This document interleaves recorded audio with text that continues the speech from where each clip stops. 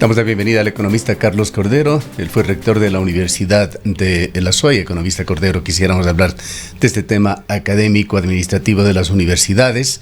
El gobierno de Guillermo Lasso intentando cumplir expectativas que generó durante la campaña electoral sobre la educación superior. Ha señalado que a partir del 2023 retorna a las universidades la competencia de realizar procesos de admisión para sus estudiantes. Sin embargo, esta decisión del presidente Lasso, firmó un acuerdo el pasado día viernes, no ha sido recibida del todo bien por las universidades. Ha tenido una serie de críticas. Se ha hablado de problemas presupuestarios, de una posición del gobierno de deshacerse de un problema que significa también estos procesos de admisión, dejándolos para las universidades, etcétera, etcétera. Quisiéramos conocer desde su punto de vista, hablando desde el sector de las universidades cofinanciadas o universidades privadas de Ecuador, qué tan complejo es este tema y qué tan conveniente sería el hecho de que nuevamente asuman esta competencia las universidades públicas del Ecuador. Muy buenos días, gracias por la entrevista. Efectivamente, el cambio que acaba de hacer el gobierno, creo yo que en parte regresa a la situación que tenían las universidades antes de la vigencia de la nueva ley de educación superior que se estableció en base a la Constitución. Este retorno a la situación anterior simplemente lo que hace es corregir un problema que se evidenció cuando se aplicaba el examen por parte de la CNESID. Y uno de los problemas de más graves que tenía este examen era justamente que era un examen de carácter general. Por ejemplo, no garantizaba que aquellos estudiantes que podían estudiar a la carrera A o a la carrera X tenían los conocimientos para cursar esa carrera.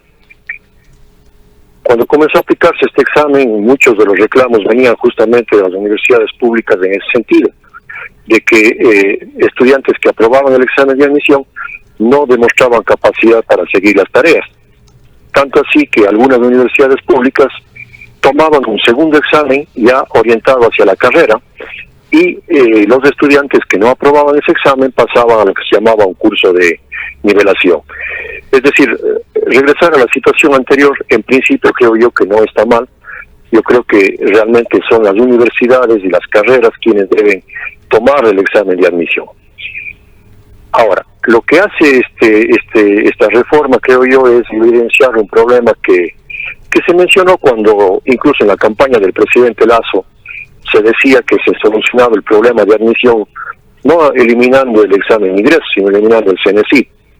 Eso demostraba que no se tenía un conocimiento claro de cuáles eran las razones de los problemas en la educación superior. Y lo que se evidencia en este momento es que la supresión del examen de ingreso, o más bien dicho, el traslado del examen de ingreso hacia las universidades, que insisto, creo yo que es lo correcto como debería funcionar, no soluciona el tema del acceso libre a las universidades, porque el problema no está en el examen de ingreso, el problema está en la oferta universitaria. Y lamentablemente la oferta universitaria, salvo en las universidades particulares, en las universidades públicas hay un límite muy fuerte que es el presupuesto para que esta universidad pueda, para que esta carrera o para que estas ofertas puedan seguir incrementándose.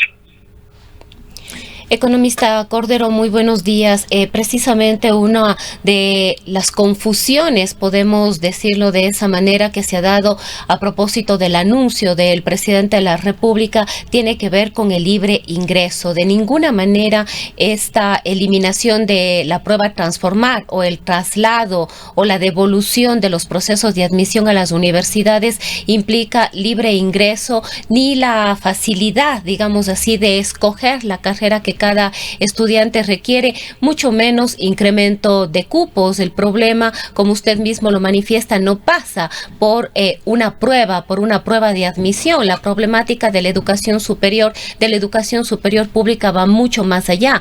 Ha venido arrastrando recortes presupuestarios y ahora esto implicaría un gasto adicional.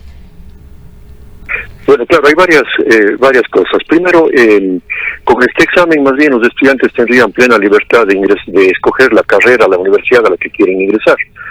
Si es que aprueban el examen, ingresarán a esa carrera y a esa universidad. El tema del presupuesto universitario que hemos conversado varias veces, yo no creo, y los hechos, los números muestran, no es que haya un recorte del presupuesto universitario por parte de los gobiernos. Lo que ha existido es que las fuentes que alimentan las rentas universitarias se han disminuido por efectos del IVA, por efectos de la renta, y el pastel o el total de los ingresos que se destinan a las universidades, de acuerdo con la ley que rige en el Ecuador, es cada vez más pequeño porque hay más universidades públicas. Entonces, justamente yo le veo el problema ahí. Mientras exista un presupuesto que está establecido claramente, no nos olvidemos que en el caso de las universidades creo que es la segunda o la tercera de las pocas preasignaciones que existen a nivel nacional. Es decir, hay leyes que establecen qué porcentaje de la recaudación de impuestos van a las universidades y así están cumpliendo los gobiernos en general. Pero mientras existe esa ley, el presupuesto o los recursos que se destinan a las universidades, o cualquier gobierno, van a tener totalmente acotados.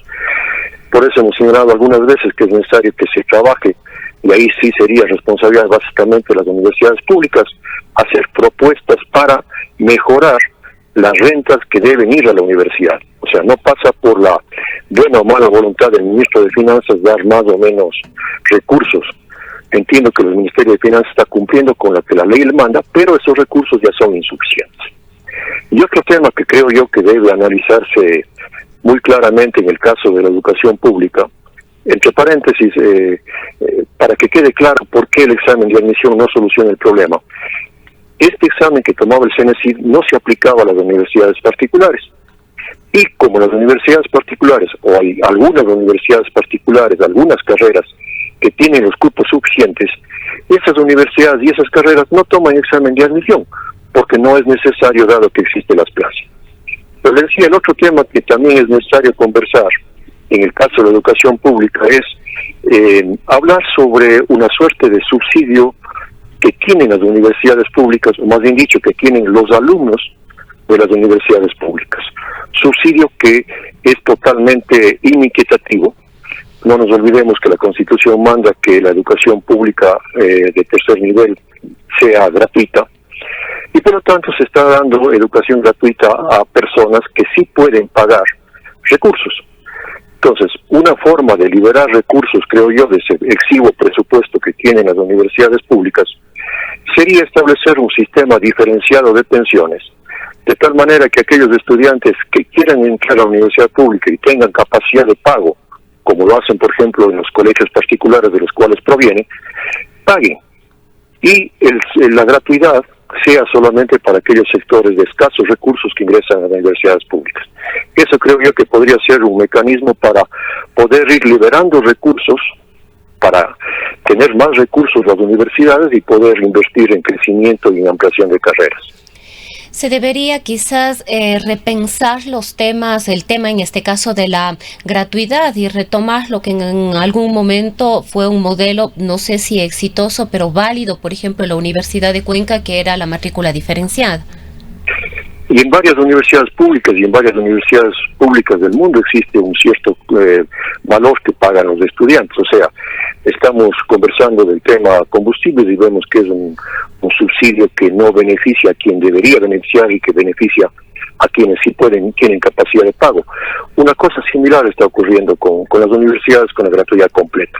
Y esa gratuidad completa lo que está haciendo es privando de ingresos a las universidades para poder crecer. Insisto, el presupuesto de las universidades no está limitado por el gobierno de turno, sino está limitado por la ley que establece cuáles son las rentas que el gobierno tiene que asignar a las universidades. Ahora, en las macrocifras, ¿cuánto está invirtiendo Ecuador en educación y en educación superior en particular? Algunos datos históricos del país dan cuenta que en la década de los 80, Ecuador invertía 4.2 del PIB en educación superior, llegó a un tope del 6.9 en 1986, hubo un bajón muy significativo en la crisis del año 2000, con inversiones entre 1.5 a 2.2, y luego, a partir del gobierno de Correa, se recuperaron niveles al orden de 4.5, llegó a un pico de 5.3 y el último registro de Ecuador es de 4.1, pero esto para educación en general. Entendemos que la inversión para educación superior se encuentra en el orden del 2% y hay otro indicador importante en el mundo en general. Para investigación se sugiere que se destine un 1% del PIB. Ecuador jamás se ha acercado siquiera a un valor cercano al 0,5% del PIB. Usted que maneja las cifras y la macroeconomía, ¿cómo se encuentra Ecuador en este tema? O sea, las cifras, lamentablemente, este ratito no estoy a mano con las cifras, estoy en el carretero, pero, a ver, dos cosas. Primero, y vale la pena aquí aclarar de una vez, el CENESID no es una institución que maneja exclusivamente la educación superior. El CENESID es una transformación, o surgió, más bien dicho, de una transformación del antiguo CONACYT. Es decir, básicamente era una institución que debía manejar la ciencia, la tecnología, y era responsable, entre comillas, de la investigación en el país, el que establecía proyectos, financiaba proyectos, etcétera. Entonces el CENESID más bien se transformó y se le incluyó labores que tenían que ver con un cierto control de la educación superior. De tal manera que el presupuesto que este momento tiene el CENESID va para esos dos fines. Igualmente, si el CENESID se concentraría en lo que tiene que básicamente que hacer, que es la investigación científica y tecnológica, yo creo que dejando de lado el control militar que ha tenido la educación superior, tendría recursos para investigación.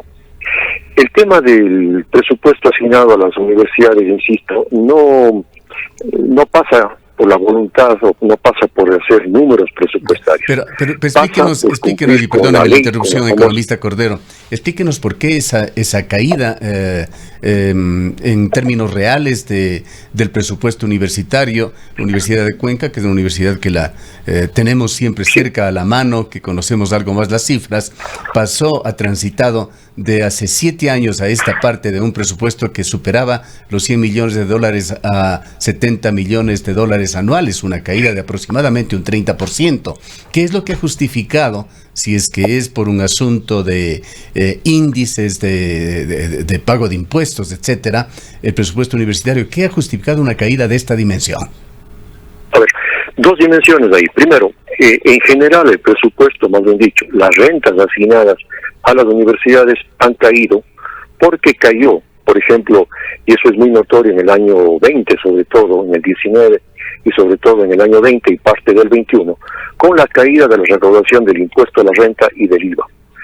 Como las rentas universitarias son un porcentaje de estos dos ingresos que se destina para estos fines, el total de la renta asignada a las universidades cayó. Ahora, internamente, ese valor que el gobierno asigna a las universidades en función de las recaudaciones tributarias es distribuido a cada una de las universidades por el CES. Entonces, si es que el porcentaje, por ejemplo, en el cual caen los ingresos de las rentas que recibe una universidad es superior a la caída general de recaudaciones de impuesto a la renta, ahí la explicación tendría que dar el CES respecto a cómo está distribuyendo los ingresos entre las universidades.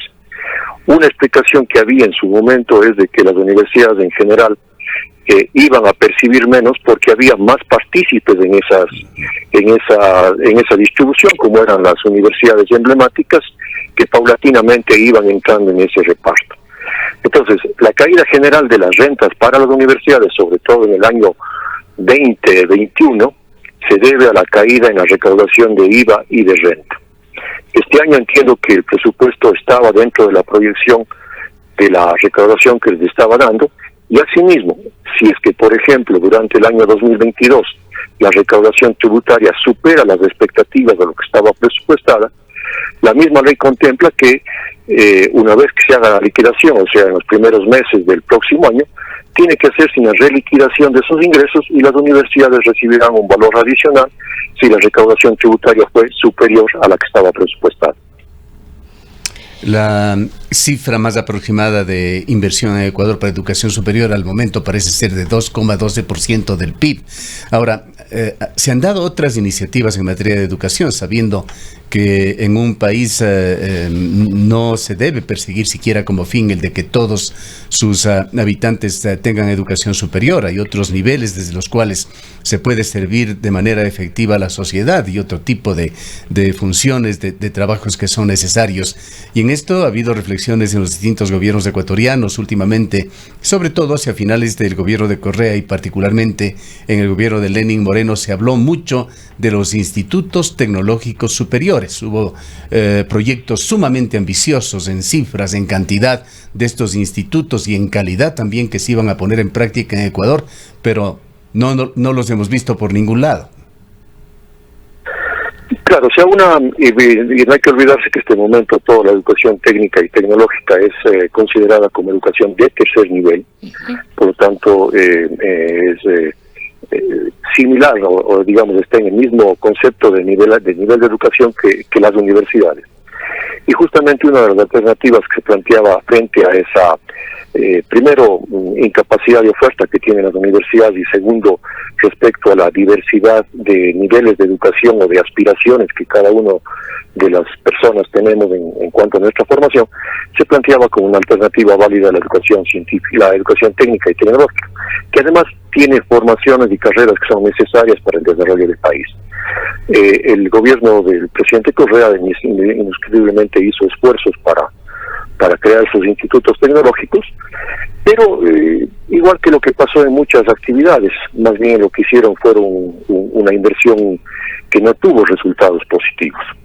Solamente pensemos de este rato, no solamente en el caso de los institutos de tecnología, sino pensemos en este caso qué hubieran podido hacer las universidades con todos aquellos recursos que el Estado invirtió, por ejemplo, en todo el proyecto, no solo universidad, sino la sociedad del conocimiento de Yachay. O sea, hay una mala inversión pública claramente establecida en el tema de educación superior y un poco este rato se está pagando ciertas consecuencias de esa mala inversión.